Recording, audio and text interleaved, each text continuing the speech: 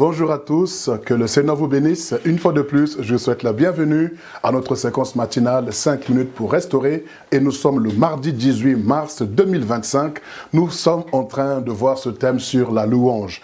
Hier, la lecture a été longue parce que c'est l'introduction et nous voulons continuer ce matin sur le même passage de Psaume chapitre 22. Nous allons lire les quelques premiers versets et on va pouvoir recevoir une pensée de la part du Seigneur. Alors, le Psaume chapitre 22, à partir du verset 1er, au chef des chantres, au psaume de David. Mon Dieu, pourquoi m'as-tu abandonné? Et t'éloignes-tu sans me secourir, sans écouter mes plaintes? Mon Dieu, je crie le jour et tu ne réponds pas, la nuit et je n'ai point de louange. Pourtant tu es le Saint, tu sièges au milieu de louanges d'Israël. Alléluia. Alors, j'aimerais aujourd'hui encore continuer sur ce thème, à savoir la louange. Alors, qu'est-ce que la louange? La louange signifie simplement donc rendre hommage.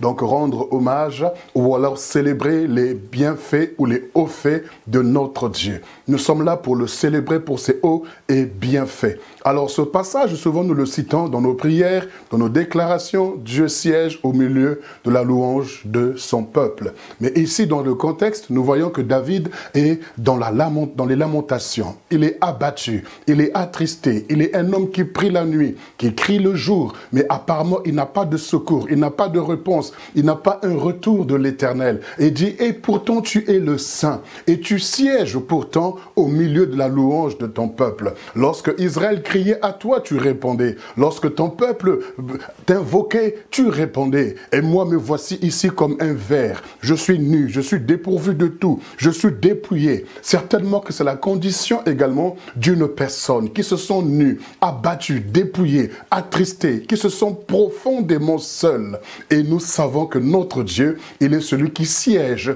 au milieu de la louange de son peuple Israël. Et aujourd'hui, nous sommes son peuple parce que nous avons été rachetés par le sang de Christ, car nous savons que nous avons une nouvelle alliance qui est en son Fils Jésus-Christ de Nazareth. Alors, étant de son peuple, nous savons aussi que Dieu siège au milieu de nos louanges. La louange, ce n'est pas un rythme musical, ce n'est pas le fait d'avoir le tam-tam ou quoi que ce soit et bouger, ainsi de suite. Non, mais bien évidemment que la louange, ça signifie rendre hommage. Nous rendons hommage à une personne, nous rendons hommage ici, donc en l'occurrence à notre Dieu, celui qui est Dieu, celui qui est grand, celui qui est fort et redoutable. C'est à lui que nous rendons ces hommages. Les hommages pour tous ses hauts et bienfaits. Il arrive souvent que les hommes ne rendent hommage qu'à un autre homme lorsqu'il meurt, lorsqu'il quitte la terre. C'est là où nous faisons donc, nous rendons hommage. Mais à notre Dieu qui est mort et ressuscité, lui, à lui seul la louange, l'adoration et à lui seul nos actions de grâce.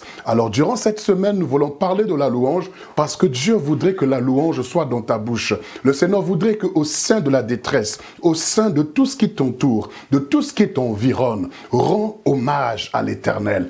Loue ton Dieu, célèbre-le pour ses hauts et bienfaits. Parce que lorsque tu le fais, la Bible dit, Dieu siège au milieu de la louange de son peuple. Lorsqu'on dit siéger, ce n'est pas le fait de prendre un fauteuil et de s'asseoir seulement. Mais lorsqu'on parle de siéger, c'est lorsque on parle d'une assemblée, des autorités qui se réunissent ensemble et qui décident sur le cas de la nation ou qui prennent des décisions sur la nation. Et lorsqu'on dit souvent le Parlement a siégé, c'est parce qu'ils se sont concertés dans l'objectif de sortir une loi, de sortir quelque chose en faveur du peuple. Alors, ici, lorsqu'on dit que Dieu siège au milieu de la louange de son peuple, ça signifie que Dieu est là et il prend des décisions dans tes louanges. Pendant que tu es en train de lui rendre hommage au sein de la détresse, pendant que tu te sens seul, lorsqu'on est abattu et attristé, nous avons souvent comme réflexe de pleurer, de s'apitoyer sur son propre sort, de s'attrister